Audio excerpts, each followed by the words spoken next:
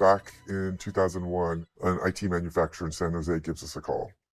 He calls us, says the ERP software is, like he's put it, running like a dog. Four of us fly out from the East Coast to San Jose, go see the customer.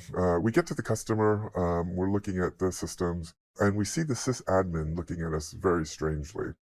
So we go and look at the PCs, they all were looking fine. We look at the servers, they're all looking fine. But again, every time we looked at the sysadmin, he was hiding behind his computer. So finally, we're like, can we see the server room? There must be something that's going on there.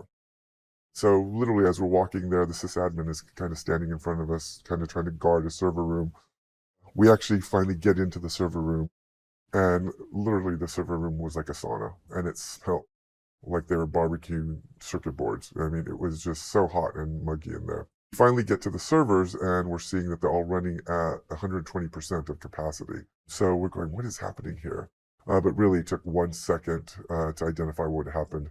This sysadmin had installed SETI at home on every one of the servers so that they could actually help search for extraterrestrial life. So literally every system was running over capacity. The guy was a space cadet, literally.